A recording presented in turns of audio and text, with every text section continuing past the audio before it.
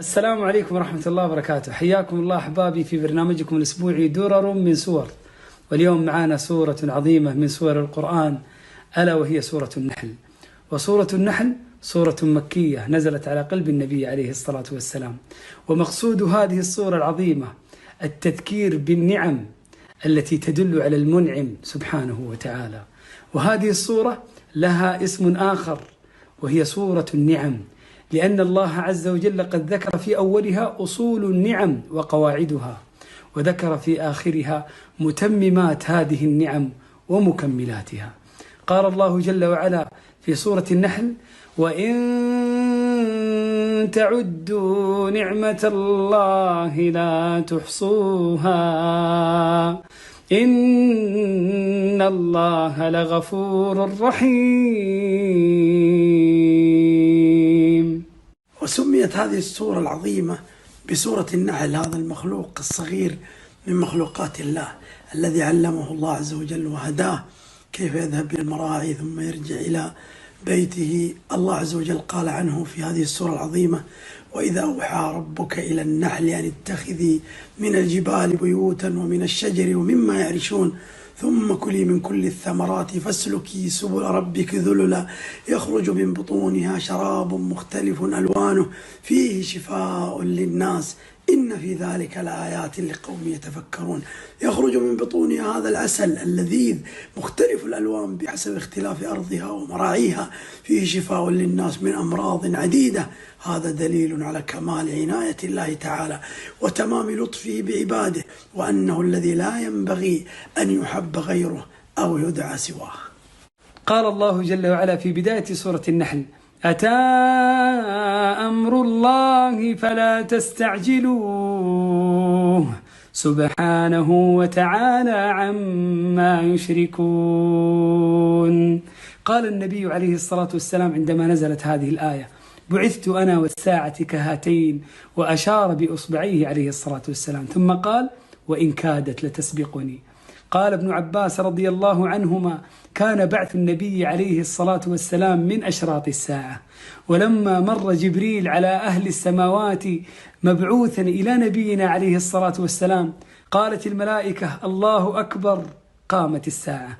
قال الله عز وجل في سورة النحل: وما أمر الساعة إلا كلمح البصر أو هو أقرب. الساعة اقتربت، فهل نحن ممن استعد للقاء الله؟ في سورة النحل التي تسمى سورة النعم عدد الله عز وجل فيها نعما كثيرة، ثم قال الله عز وجل فيها: وما بكم من نعمة فمن الله.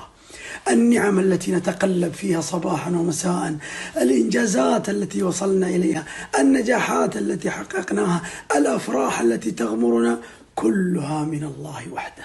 أشكر الله عز وجل عليها، لا تنسب شيئا لنفسك بل انسب كل الفضل لله عز وجل، وتفكر كيف تشكر الله وتسخر هذه النعم فيما يرضي الله. قال النبي صلى الله عليه وسلم: من قال حين يصبح: اللهم ما أصبح بي من نعمة أو بأحد من خلقك فمنك وحدك لا شريك لك فلك الحمد ولك الشكر. من قال في الصباح فقد أدى شكر يومه، ومن قال في المساء فقد أدى شكر ليلته. فحافظ على هذا الذكر من أذكار الصباح والمساء. أول النعم التي استفتحها الله جل وعلا في سورة النحل التي تسمى سورة النعم نعمة إنزال القرآن وإنزال الوحي الذي به حياة الأرواح. قال الله عز وجل: ينزل الملائكة بالروح من أمره على من يشاء من عباده أن أنذروا أنه لا إله إلا أنا فاتقون. أخبر الله جل وعلا في سورة النحل أن هذا القرآن تثبيت لأهل الإيمان.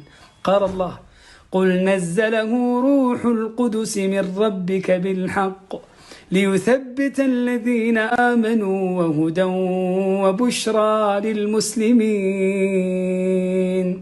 القرآن روح، نحن بلا قرآن بلا أرواح.